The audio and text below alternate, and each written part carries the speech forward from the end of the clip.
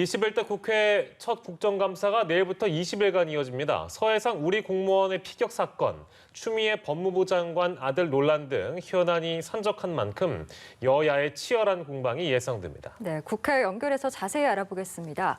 방현덕 기자, 그곳 분위기는 어떻습니까? 네, 국감을 하루 앞두고 양당은 각자 대책회의를 열고 팽팽한 기싸움을 벌였습니다. 민주당 김태년 원내대표는 이번 국감에서 정쟁이 아닌 국난 극복과 민생에 중점을 두겠다고 밝혔습니다. 국민의힘이 추미애 장관 사건 등 이미 무혐의로 끝난 사안을 국감까지 끌고 와 문재인 정부를 흠집내려 한다며 야당의 가짜뉴스엔 단호하게 대응하겠다고 강조했습니다. 반면에 국민의힘 주호영 원내대표는 이번 국감이 야당의 시간이 될 거라며 정권 실정을 적나라하게 파헤치겠다고 주장했습니다.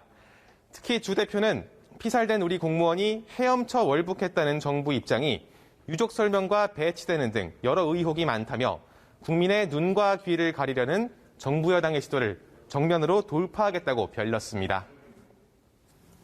예, 이야기를 들어보면 가장 치열한 격정지는 아무래도 국방위원회라고 봐야 됩니까? 네, 그럴 것 같습니다. 국방위는 공무원 피격 사건과 추 장관 아들 사건이 모두 걸쳐 있기 때문에 벌써부터 여야의 전초전이 벌어지고 있는 상황입니다. 오늘도 국방위에서는 추 장관 아들 사건을 둘러싼 인물들과 피살 공무원 유족 등 국민의힘이 신청한 증인을 민주당이 모두 거부하면서 한 차례 충돌이 일어났습니다. 증인 문제는 추후 다시 논의하는 방향으로 민홍철 국방위원장이 중재를 해서 국감 실시 계획서는 오늘 통과됐지만 앞으로 국감 중에 재차 같은 갈등이 빚어질 가능성이 있습니다. 다른 상임위 역시 쟁점 사안이 적지 않습니다. 코로나19 방역 대책이나 강경화 장관 남편의 요트 출국 논란, 경찰의 광화문 차벽, 또 새 재정 준칙 등을 놓고 각 상임위에서 공방이 치열하게 벌어질 전망입니다.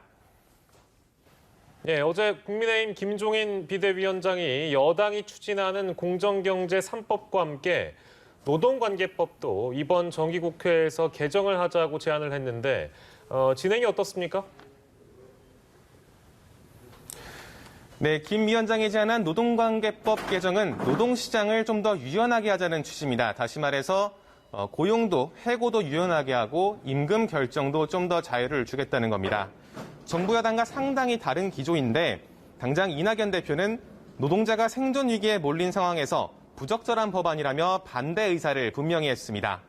하지만 오늘 주호영 원내대표는 라디오에 나와서 두 법을 함께 처리하는 이른바 원샷 처리를 주장해 여당의 반발이 예상됩니다. 여당은 공정경제 3법 처리 의지가 상당히 강한 상황입니다. 민주당 이낙연 대표는 오늘 한국경총 손경식 회장을 면담했는데 손 회장은 법안들이 통과될 경우 기업 활동이 위축된다며 법안 처리를 미뤄달라고 요구했습니다. 그러나 이 대표는 내용을 일부 보완할 수는 있지만 시기를 늦추거나 방향은 바꿀 수 없다고 답했습니다. 지금까지 국회에서 전해드렸습니다.